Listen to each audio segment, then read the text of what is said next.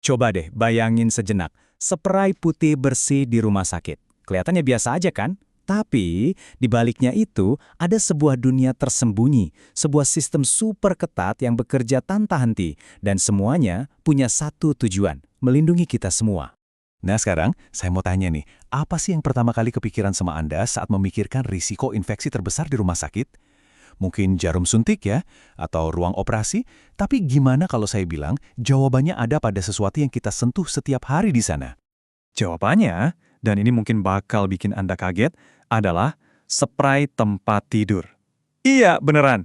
Sesuatu yang seharusnya jadi simbol kebersihan dan kenyamanan, justru bisa jadi salah satu ancaman tersembunyi paling besar di rumah sakit.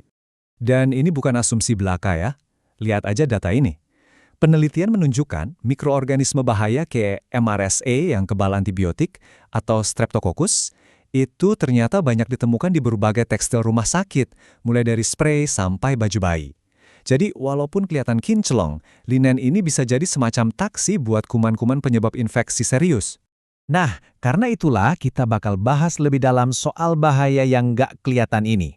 Karena ini bukan sekedar urusan cuci-mencuci biasa. Ini tuh medan pertempuran mikroskopis yang krusial banget buat menjaga keselamatan semua orang di fasilitas kesehatan. Di dunia medis, ada istilahnya nih, HAIS, atau infeksi terkait pelayanan kesehatan. Ironis banget kan? Ini adalah infeksi yang didapat pasien justru pas mereka lagi berobat di rumah sakit. Ini adalah resiko besar yang sebisa mungkin dihindari oleh setiap rumah sakit untuk melindungi pasien mereka. Bahkan ya pedoman dari Kementerian Kesehatan sendiri ngomongnya lugas banget. Linen yang terkontaminasi itu bisa jadi sarang patogen dan bisa nularin penyakit lewat sentuhan langsung. Ini menggarisbawahi betapa seriusnya ancaman ini dianggap. Terus gimana dong cara rumah sakit ngelawan balik? Kuncinya itu strategi. Mereka nggak nganggap semua linen kotor itu sama. Yuk kita bedah gimana cara mereka mendefinisikan dan mengkategorikan kontaminasi ini buat ngatasin ancamannya. Jadi prosesnya itu dimulai dengan ngebagi linen kotor jadi dua kategori utama. Pertama ada linen non-infeksius. Nah yang kedua, ini yang jadi fokus utamanya, adalah linen infeksius. Pokoknya semua kain yang udah kena cairan tubuh pasien. Nah inilah yang butuh penanganan paling super ketat. Dan yang paling krusial nih, pemisahan ini terjadi langsung di sumbernya, jadi di kamar pasien itu sendiri. Linen infeksius itu nggak dibiarin ngegeletak gitu aja, tapi langsung disegel dalam kantong khusus yang seringnya warna kuning, biar penyebaran kuman itu bisa dihentikan dari detik pertama. Oke, sekarang kita pindah ke garis depan. Gimana sih para staf medis ini nanganin linennya? Ternyata mereka ngikutin serangkaian aturan yang ketat banget buat ngelindungin semua orang. Aturan nomor 1, dan ini harga mati, jangan pernah sekali-kali mengibaskan linen kotor. Kenapa? Soalnya sekali kibas aja itu bisa nyebarin jutaan partikel patogen ke udara. Kayak semprotan kuman yang nggak kelihatan. Proses ini namanya aerosolization, dan ini musuh utama dalam pengendalian infeksi. Aturan kedua, nggak ada cerita ngambil jalan pintas. Linen kotor itu harus pindah langsung dari kasur ke wadah atau kantong tertutup. Nggak boleh ditaruh di lantai, di kursi, atau dimanapun. Karena itu sama aja kayak sengaja nyebarin kontaminasi kemana-mana.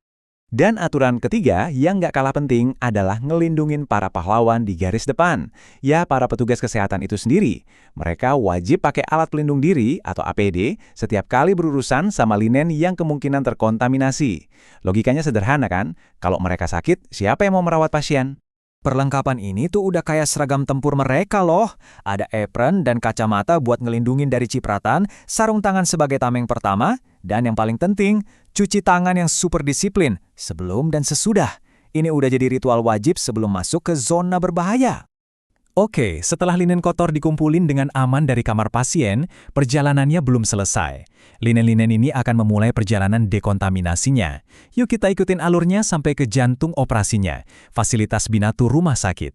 Wah, jangan bayangin mesin cuci di rumah ya. Ini lebih mirip pabrik dekontaminasi. Setelah disortir, linen dicuci pakai disinfektan kimia yang kuat. Terus, airnya diperas sampai kering sebelum masuk ke mesin pengering dengan suhu super tinggi. Jauh lebih panas dari pengering biasa. Buat mastiin semua mikroba yang bandel itu mati. Tiap tahapnya itu benar-benar serangan sistematis buat ngelawan patogen. Dan ini dia prinsip paling inti dari desain binatu rumah sakit. Jalur yang benar-benar terpisah. Jadi, ada satu pintu masuk khusus buat linen kotor, dan pintu keluar yang beda banget buat linen yang udah bersih. Tujuannya simpel tapi vital, mencegah kontaminasi ulang. Pokoknya jalur kotor dan bersih itu haram hukumnya buat persilangan. Oke, setelah kita lihat semua protokol dan proses yang ribet ini, mungkin kita jadi mikir, kenapa sih harus segitunya? Kenapa semua ini penting banget? Ternyata tujuannya itu banyak banget. Mulai dari mencegah infeksi di rumah sakit, ngelindungin staf binatu dari paparan kuman, motong rantai kontaminasi silang antar pasien, dan yang paling utama, ngejamin setiap helai kain yang nyentuh pasien itu benar-benar aman. Intinya, ini adalah sistem kontrol risiko yang super komprehensif dari hulu ke hilir. Jadi, lain kali kalau Anda ke rumah sakit, terus lihat spray yang bersih, putih, rapi, terlipat cantik di atas tempat tidur, Coba deh ingat, di balik penampilannya yang sederhana itu, ada sebuah sistem pertahanan yang luar biasa kompleks. Kebersihan di rumah sakit itu bukan cuma soal enak dilihat, itu adalah hasil akhir dari sebuah proses ilmiah yang rumit yang dirancang cuma buat satu tujuan, menyelamatkan nyawa. Jadi, ini tuh jauh lebih dari sekedar urusan cuci-mencuci kan? Ini adalah salah satu pilar utama keselamatan pasien. Dan ini jadi bikin kita mikir ya, sistem tak terlihat apalagi sih yang sebenarnya kerja di balik layar rumah sakit setiap hari, yang diam-diam melindungi kita semua?